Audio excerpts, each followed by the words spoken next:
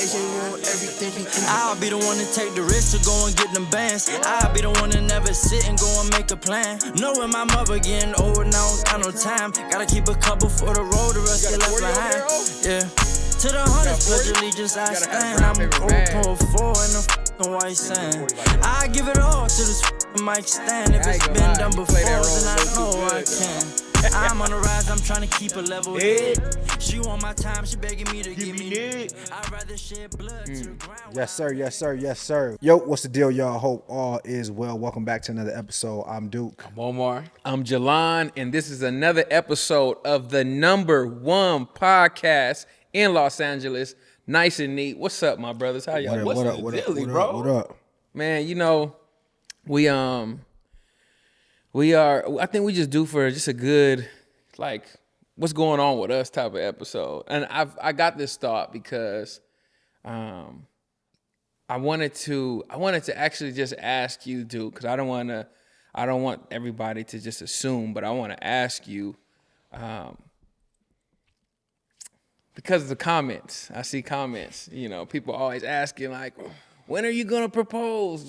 You know, and I feel like when we're thinking about these next progressions in our life, like these are sacred decisions that we're doing. Mm-hmm. And for us to be sharing these decisions with, you know, not only just our friends, but our audience and kind of showcasing our lifestyle and things like that, like, I feel like those questions are extremely invasive. So I do want to clear the air on just this question, Duke.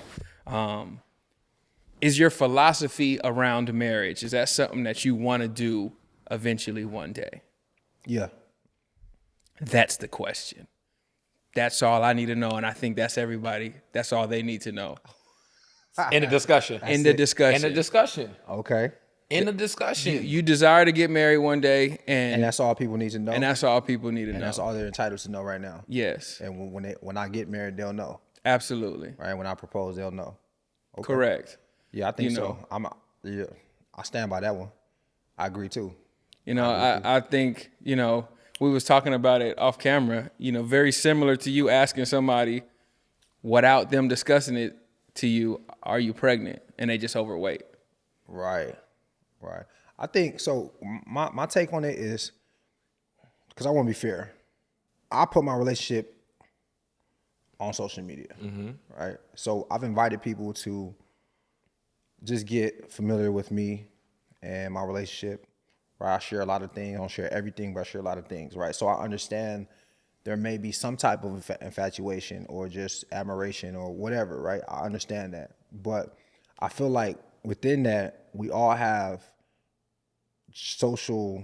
unwritten social rules, right? Or unwritten codes that we know that, hey, yo, we should kind of adhere to this, right? So to your point about me seeing a woman who, you know, looks a little bigger in the belly and saying, yo, are you pregnant? Right? When she may just be gaining weight, right? Or me seeing a woman and saying, hey, yo, like thinking in my head, yo, she looks kind of old. Like, how old are you? Right? So asking certain questions, we just know that even though we think them, even though we have that right to be like curious about it, I still think there's a certain etiquette that I would like to see, and I think people should have towards certain things, right? And I know people be asking me, but beyond me, those types of questions can affect my partner, right? And you got to think about, if you ask a man or you ask a couple or a woman or whatever, if you say, yo, when y'all getting married, right? As a woman has no idea when she's getting married or when she's being proposed to. I can have an idea, but I'm not telling y'all that. Why would I tell you? Why? Like, people, okay, you know what's crazy? People say, yo, when are you guys getting married? Like, I'm going to tell you that. Why would I tell you before I tell her? It's actually a very, very silly question. That's crazy to me, right? Yeah. Why would somebody ever ask me when I'm getting married? Because, like, it's what I'm supposed to say. I'm not. Or it's two things I can say. I'm not, or, yo, I'm getting married this date. Both very silly. All right, so I think that, like I said, man, I understand when people get enamored with just like relationships and they feel like, yo, I'm connected to this person, so I feel like I could be invasive and ask this question. But I don't think that's right. You know, I don't really do that to no one, so I wouldn't expect nobody to do that to me. So, with Omar, you being somebody you are engaged, I think it's important to consider taking these steps. I believe us as men, we know when we taking steps, there's a different level of requirement out of us. It's not like I'm the same person or any of those things. And sometimes you may say, I don't have my ducks in a row in order to be who I want to be in this step of that life. So I want to ask you about imposter syndrome, right? As you were leading up to your engagement, was there certain things that you needed to do to where you're like, yo, in order for me to be this engaged man, I need to take care of this, or I need to relinquish this, or I need to pick this up? What did that whole process look like for you? If there wasn't anything in particular that I felt like I needed to put down or I needed to stop, you know what I mean? It was kind of just like a feeling, man. I felt like I was just in a good space and I was ready to take that next step. You know what I mean? And even upon taking the next step, to add what you're saying, right? I realized I took a step up and there's a lot of work to be done here. You know what I mean? There's a lot of work to be done here on this level, even though I feel like I'm ready for the next level, right? To move on in terms of marriage, from this engagement to marriage, right? But you realize you go from one phase of being in this relationship, this committed relationship, to now being in the engagement process. And the engagement process is really like a trial run to see if you guys truly want to become married. You know what I mean? So, you know, I just, again, there was nothing in particular that I had to let go of to be solidified in my decision making and moving forward. But I will say though that there is another level of like, for the lack of better words, it kind of just feels like just more eyeballs or more underneath the microscope now that I am engaged. You know what I mean? I feel like mistakes are more costly. I feel like Everything is magnified. everything is magnified. Time is more valuable. Yeah, the little things that may have just been able to brush over, it may become something serious now at this stage. You know what I mean? So I've been more focused on being dialed in and not trying to be overwhelmed by the things becoming magnified at this space. And I think that's all I've been focused on in this process. It's not letting go of anything or stop doing something that I wasn't doing or that I was doing in the past. To be a good fiance. I honestly feel like I'm already a great fiance. You know, I feel like I was a great fiance before I even made the proposed the question to ask her to become my fiance. But imposter syndrome is real, and anybody could get that. You know what I mean? But that's not something that I don't believe that's not something that I dealt with. Yo, when people ask questions like, you know, in my case, when you gonna propose to her, right? Do you think that comes from a lack, or do you think that comes from mistrust of a black man? Right? Because like it's almost like, I just don't trust that. I've seen so many black men mess this up, so I just don't see it happening with you. I just feel like you're going down that road. You know what I mean? Does that come from a place of mistrust? Because if I do everything right, and I say, this is the woman that I want to marry, right? Then what will make you ask that question, unless you didn't believe what I was saying? So I'm not going to put a blanket on it of yes or no. I think for some people it could come from a place of true excitement from some people. Just like, I'm really excited to see the next level of you guys' life together and what that progression looks like. I think for some people that I'll put into that box of mistrust that you're talking about, I'll also couple it with just hate. In a sense of, we've seen this before. We'll see how far he goes. But why would those people ask? I don't think those people would ask. They would silently just. Nah, people do things out of just to be facetious. Yep. So to ask a question of, of without thinking, I believe there's a lot of facetious undertone that goes into that because it said, when are you getting married? What date am I supposed to give you for that? If it's a true question, that's not a real question. Right, it's not a real question, bro. Like, because real questions require real answers. So like, if I seen a question and say, yo, do you plan on getting married? I can take it offensive, but somebody may truly be wanting to understand what my philosophy is on relationship. Right. That they may not understand what my philosophy is on relationship. So I know a lot of people who may be sitting in silent may have a real question of like, yo, I don't want to put what my philosophy is of relationship on Duke. I don't want to put what my philosophy is on relationship on O. And I use that because when I talk about relationship, I don't make a girl my girlfriend to see if I want to marry her. If I make her my girlfriend, it's because I do want to marry her, and then we'll get engaged, and then we'll get married. Some people are just like, nah, I made her my girlfriend because she was cute. Mm-hmm. That's not my philosophy. So when I see somebody get in a relationship, I can't put my philosophy on that person to be like, yo, so you want to marry her, right? I can't, because that's just the way I think about things. That's the way that I was groomed to think in this process. Yeah. Everybody is not like that. So I think in order to fully kind of have true conversation and true understanding, before you jump to a place of assumption, you got to understand what somebody's philosophy is. And I think those questions actually just look different. People are definitely missing that. Yeah. Right, because in order for it to come from a genuine place, you do have to understand my ideas around it. You know, what process are we going through to make sure that we don't just get married, but we stay married? You know what I mean? What questions are, like, what are the complications we're having, right? Do we want kids together, right? Do we have health concerns? And I think people bypass all those things and just assume that, hey, yo, you know, you talk about your woman this way, right? Well, and you've been with her this long, so it's only one thing you guys got left to do, right? But there's so many things beyond that I think people forget, right? And I also think this problem kind of trickles into like real life situations with that people have, right? Because people kind of feel pressured. You know, a weaker person or maybe a more susceptible person can feel pressured to just, man, like, I don't know what people are gonna say, right? Everyone's expecting me to get married. Let me just get married.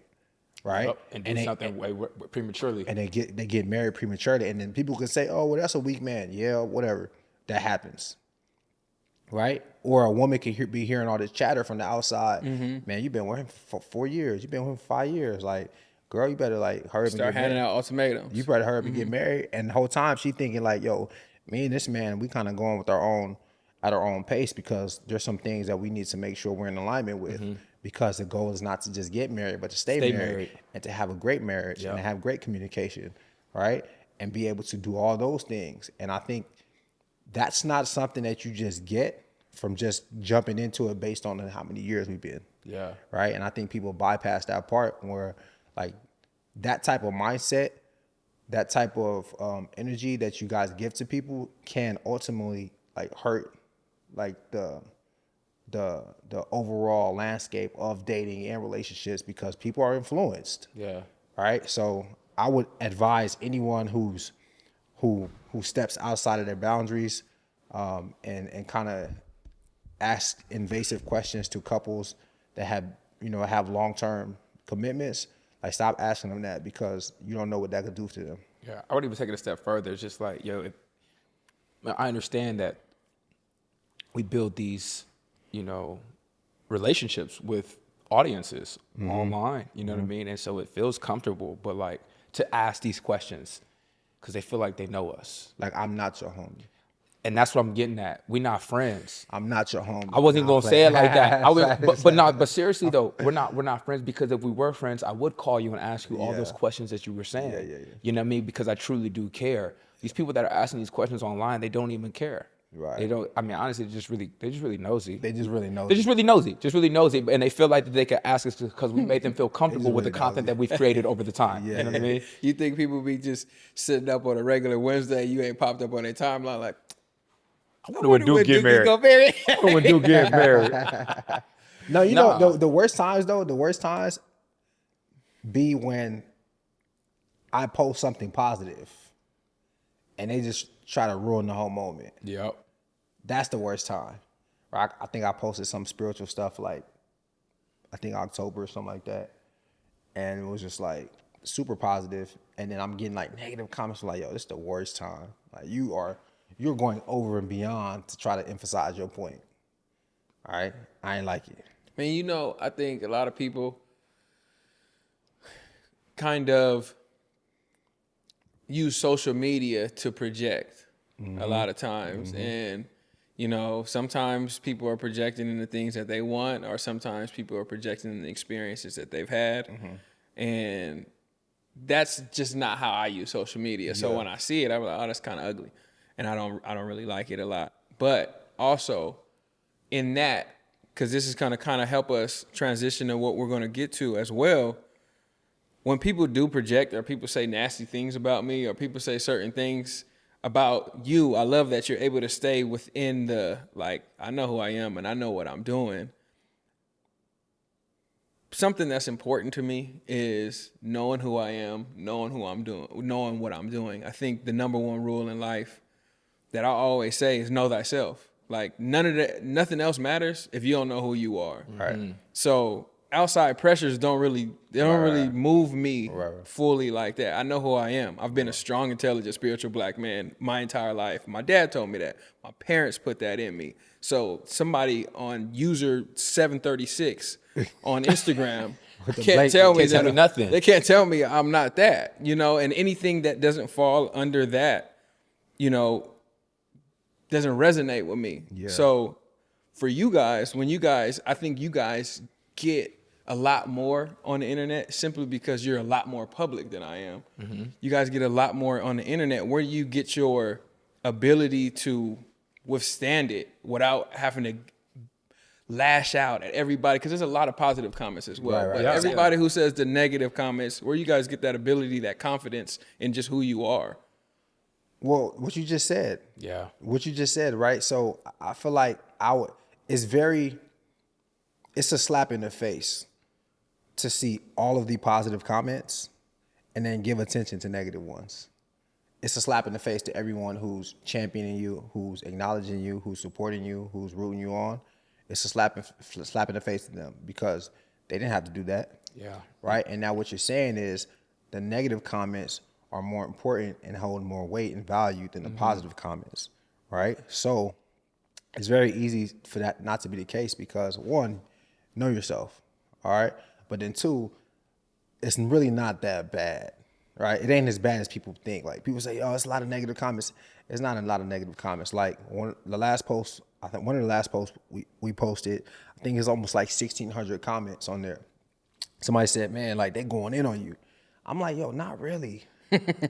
Not really. I mean, if we want to be frank, I probably saw like 200 negative comments maybe, but the rest of them were pretty just impartial or positive or people agree. So it's like, not really. You know, I think that what the problem is we lean into like the negative stuff sticks out.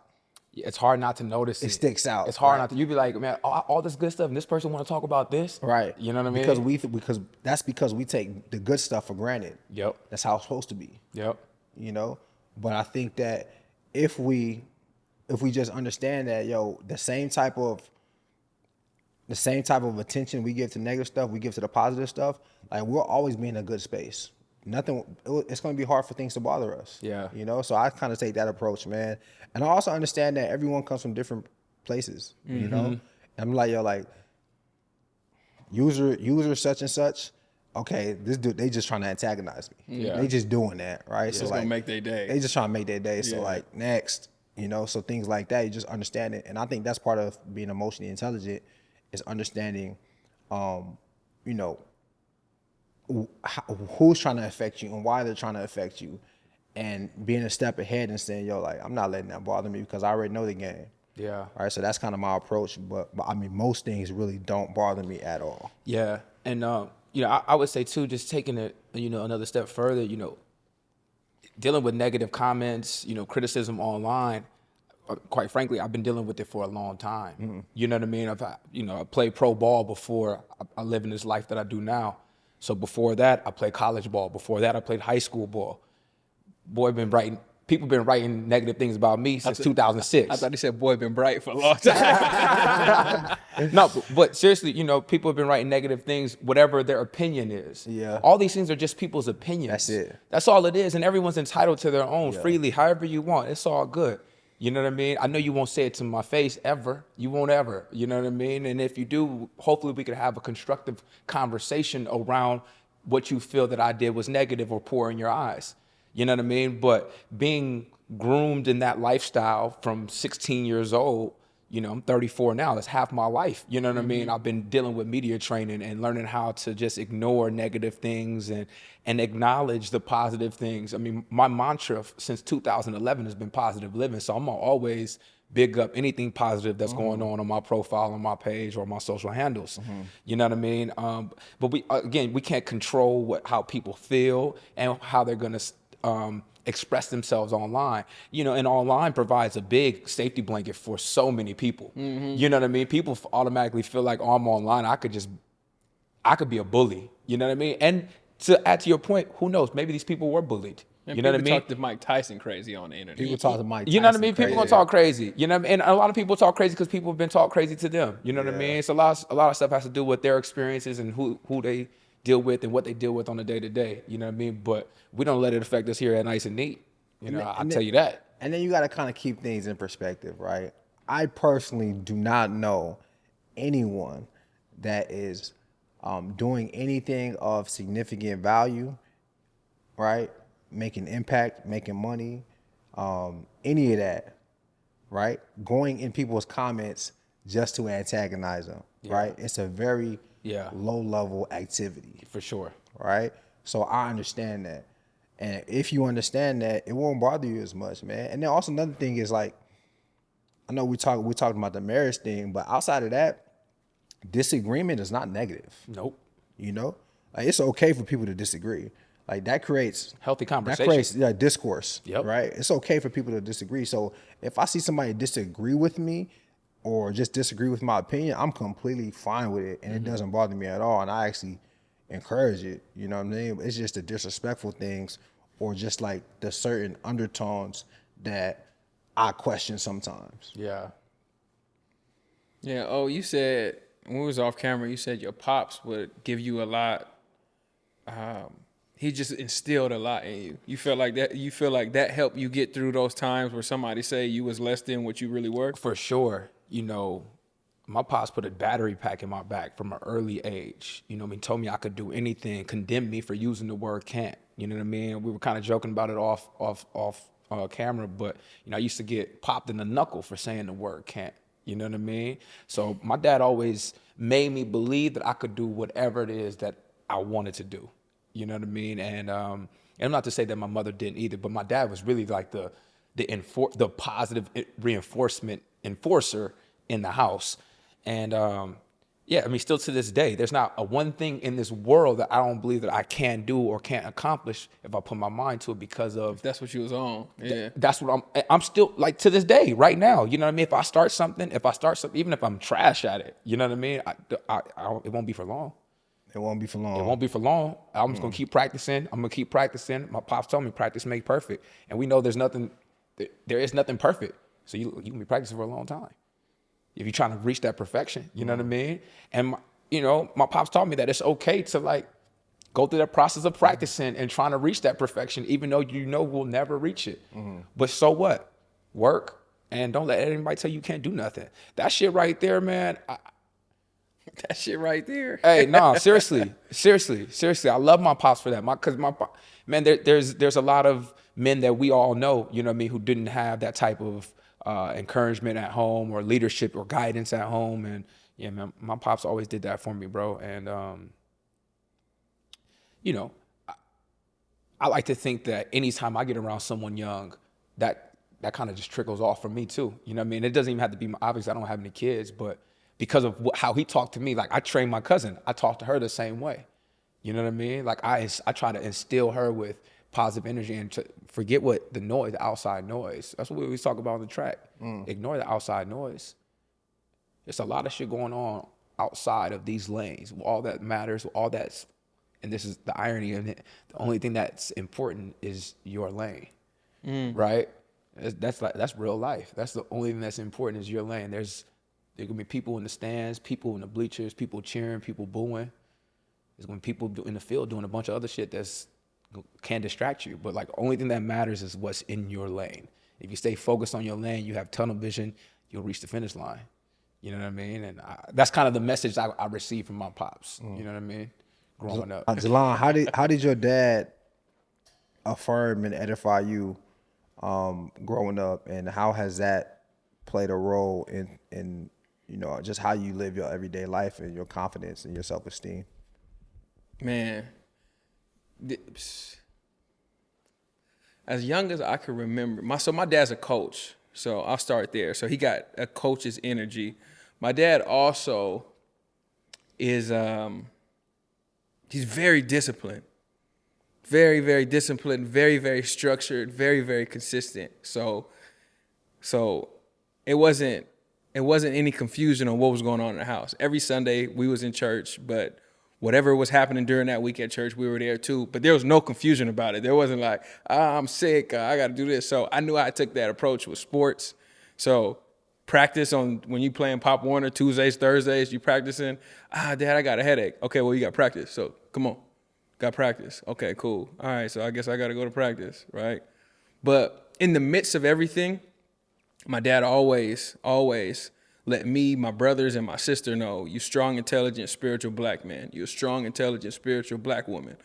So being strong, we all need strength, whether it's emotional strength, whether it's mental strength, or actual physical strength.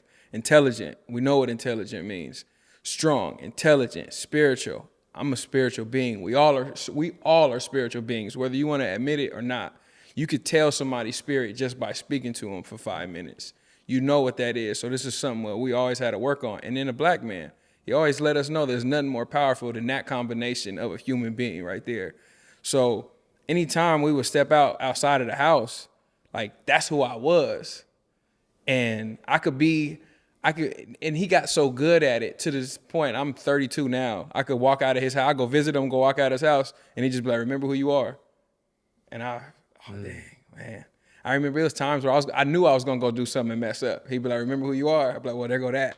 So, because that's not under the confines of being a strong, intelligent, spiritual black man. So I hear people talk about affirmations now, and I didn't even realize that I was getting affirmed every single day and getting equipped for what this world was going to be throwing at me for the duration of my life. And with me having a child on the way, like, I understand how important that was to put in me, for him to tell me who I was before anybody else could. We had Coach on, and that really rang with me. That really, really, really sat on my heart. For you, the importance of telling your children who they are before any outside voices could get to them, and also your voice being so loud in their head to where when the outside voices do come, they're just voices. They're just background noise. Like, I don't subscribe to, if somebody calls me an idiot, like, they're not talking to me. Mm-hmm. That's not who I am. So my dad's affirmations for us, his discipline and his consistency, when we had Trap on, and he was just like, yo, like, one of the most important things about leadership and looking at a leader is you feeling like they do stuff that you can't do. My dad, bro, I see my dad go to work at 10 o'clock at night, come home at 4 in the morning, and be up in his suit at 8 o'clock in the morning going to the office. You know, people listening to this, I don't know if you guys remember what the Yellow Pages was, but you couldn't just go on Google and look at a number. Somebody had to sell you that book. My dad was in sales. So to get up and be in sales, and he used to always teach us, you got to learn how to speak to everybody. You need to learn how to speak to white people, Hispanic people, black people. You learn how to speak well. Make sure your verbiage is really, really good, clear, and concise. If you need to learn some Spanish in order to communicate with somebody and make them feel comfortable, pick that up as well. My dad was a curator of us. My mom was obviously the nice, peaceful energy of the home, but my dad made sure he had his hand on us. And most importantly, my parents was praying parents. Mm. My parents pray for us to this day. My dad's probably praying for me right now, bro. To this day. To this day, you know, and it showed me, and understanding where you come from helps you have a better vision of knowing where you want to go, aka knowing who you want to lead. So the type of father that my dad was, like, I have no excuse. And I'm saying this openly in public. I have no excuse to fall short as a father because of what I know and what I've seen. I see the way that people's fathers impact them and shape their lives and the importance of those things. Like, oh, you and your dad, y'all like best friends, bro. Yeah. You know, you guys argue more than probably anybody, but like you guys are best friends. You guys talk every day. It's certain aspects, you know, that I look at and I was like, man, I really want to have that and I really want to have this. But like, as far as like what my dad did with me, I couldn't, for a man working 3-4 jobs and to still to put the time in and do that, like he's truly a testament to being a man of God, for sure, because a human wouldn't be able to do what he did. What about you, bro? Did your dad affirm you? Did your mom affirm you? Man, like, where do you get your self-esteem, your confidence? I was just Where you get your tenacity because from? because it like exudes Yeah. through your pores, bro. So that shit got to be running deep in your DNA. I was just telling Dammy this actually. So coming from my family, I didn't verbally hear my dad or my mom say, yo, you're a king, or you're strong, or you could do anything, or, you know, I didn't hear it verbally, but I heard them tell other people, right? So my dad had extreme pride in telling other people about his sons. Yo, my son's going to San Jose State. He got a scholarship. My other son's going to San Jose State. He's playing for the Raiders now. My other son's going to Oregon, right? So I heard that, right? So I didn't get it directly, but I still understood how much it meant for my dad and my mom for me to be successful. Yep. You get what I'm saying? So I think everyone kind of gets it differently. I think my tenacity just comes from just the discipline I had in my household, right?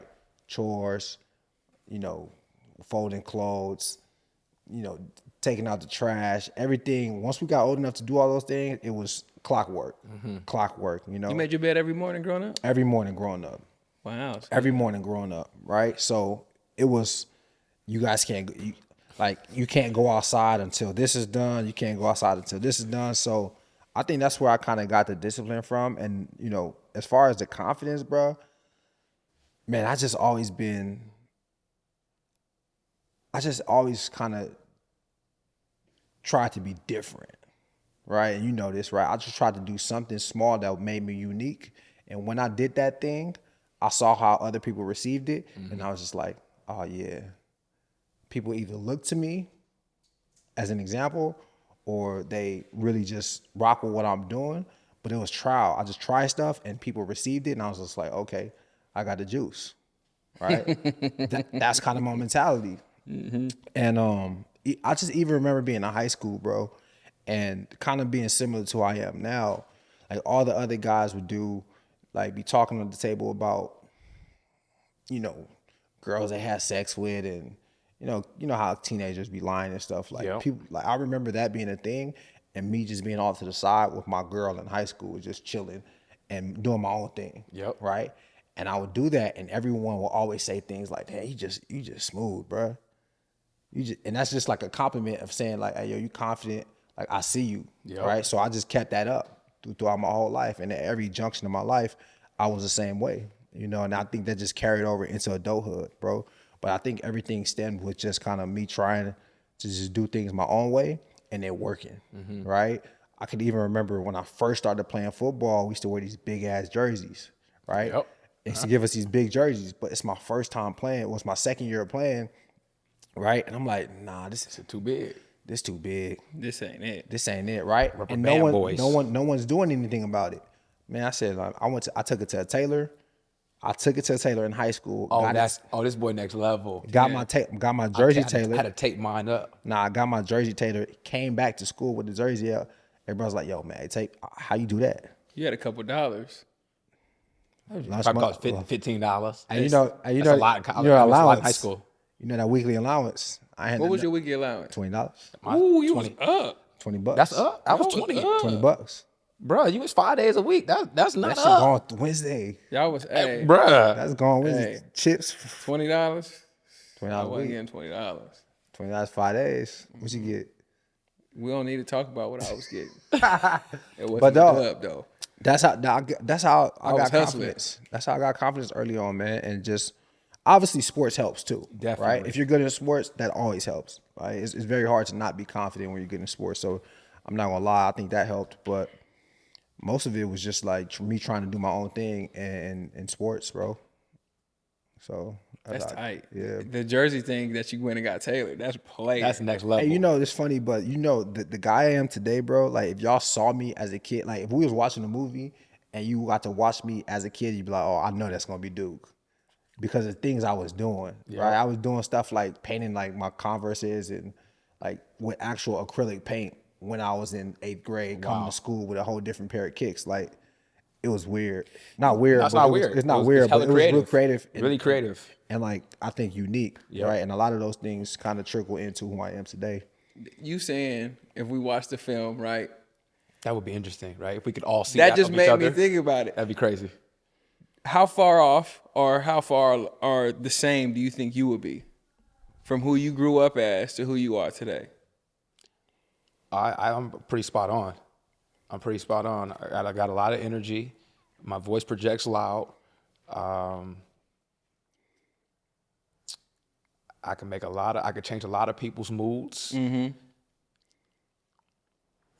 And I'm disciplined as I've Always been. I've always been disciplined. I don't Discipline, for I've sure. always been disciplined. Yeah. I wonder, man, that's so interesting. I wonder what that's about because I've literally been the same exact person. Yo, it's pretty interesting, My right? whole When you life. think about it. Damn me, am I tripping? It's pretty interesting. I've been funny, smart, want to talk about everything my entire Whole life. Yeah. Always. I'm inquisitive. I'm gonna ask questions. I want to get to know you. You know, I wonder You probably asked a lot of questions as a kid. hella questions. My dad always told me there was no such thing as a stupid question, so I took advantage. Oh, you of it. one of them. Took advantage of it. Took advantage of You it. one of them. Every conversation. Why? Why? Every conversation. But you know what though, man? It's interesting that Duke said he had to stand out, right?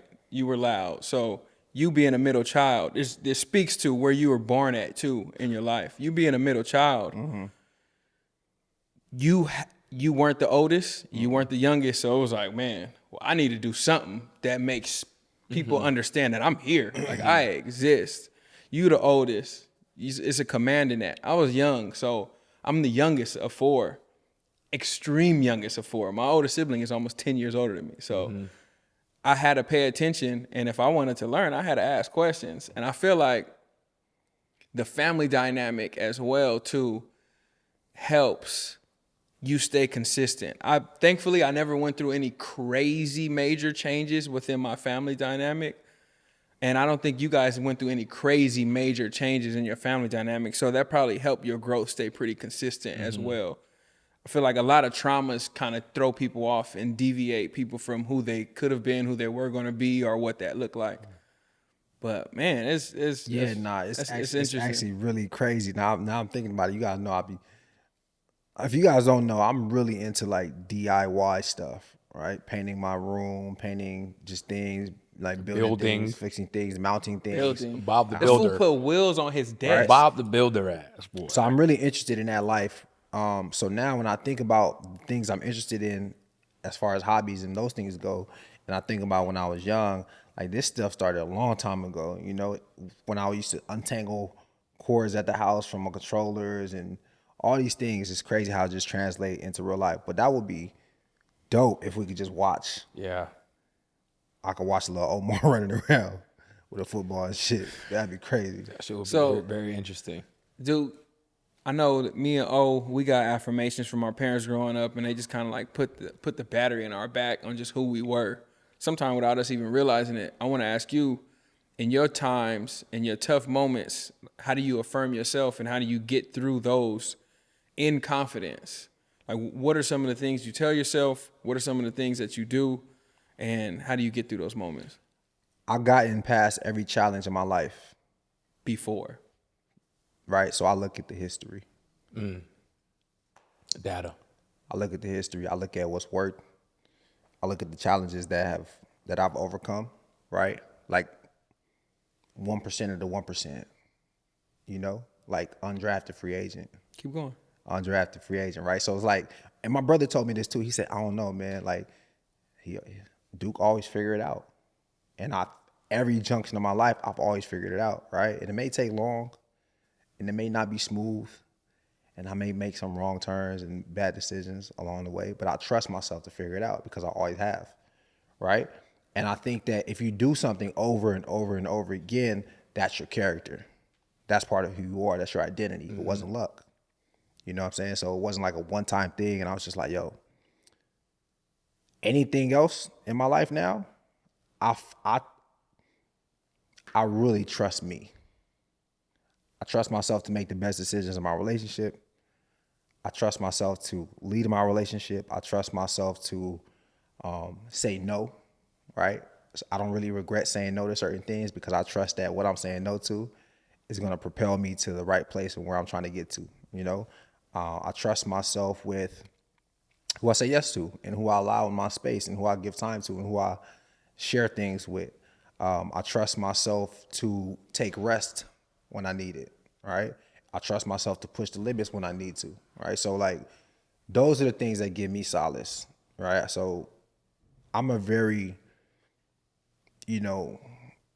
emotionally intelligent, like, person that I value self-development, and I really put a lot of work into just like my mindset. So yeah, man, those are the things that I lean on. I had a question. I forgot what it was. I was just like kind of enthralled in what you What were about saying. you? What about you? When things get tough for you, or you owe, all right, when you start getting those mental, when those things, those negative thoughts start creeping in, What do we tell ourselves? what do you guys tell yourself when no one else is around? It's easier for me when no one else is around. I think the problem for me always comes when somebody wants me to explain how I'm going to get out of it. I know me. Yeah, that's what I'm saying. Because I don't know. I don't know, but I just got faith that it's going to happen. That's what I was going to ask you, actually. I was going to ask you, how do you communicate your confidence in yourself to someone? Because for me, I'm a very, very just results driven. Like, I could look at a mountain and be like, I'm gonna get up there, and they be like, well, you don't got no equipment. Like, it's me. I figured it out. I'll be good. Yeah. Now, I don't always feel comfortable in telling you how I'm gonna do it. Yeah. Because sometimes it's like I'll figure out on the way up. Because it's not, like you said, it's not like a linear process. No. It's not just, I'm A, I'm Z, right? It's like, I may be A, B, I may go back to A, I may go to Z, it's a complete whirlwind to try to get there, but the goal is to get there. So I want to ask you guys, right? This made me think about it. We're all in relationships and we're all in partnerships. It's a difference between just being in a relationship and being in a partnership. This is your partner that you're dealing with. So when you're facing a mountain and you're looking at a mountain, you stand at the bottom of it and you're looking up and she's next to you and she tugs on you. She's like, babe, so what are we going to do? Like, how are we going to get out of this? You have confidence to get out of this, but you don't necessarily know how to communicate that on how we getting out of this. What's your play from there? Because, that can add a lot of frustration to your partner and not knowing what's happening or what's going on. Yeah, well, you got to lean on that. You got to lean in and lean on the fact that there's a lot of things in your life that you didn't have the answers to, and it never stopped you before. And one obstacle or one tall mountain shouldn't stop us now. So what I'm going to do is I'm going to strap on this bungee around my waist. I'm going to strap it around yours, and I'm going to lead us up. And we're just going to go. And we may have to take a couple steps back, to take a couple steps to the right, maybe take a couple steps to the left, to keep going, to keep progressing forward. But, I'm confident that we're going to make it to the top. And sometimes you don't have, like you said, you don't have the actual GPS. Mm-hmm. you know what I mean, to get to that final destination. But shit, I just know by us sitting here, we're not getting any closer. So it's important to just move. And sometimes through movement, you'll figure out what the plan is. The way it's gonna open up.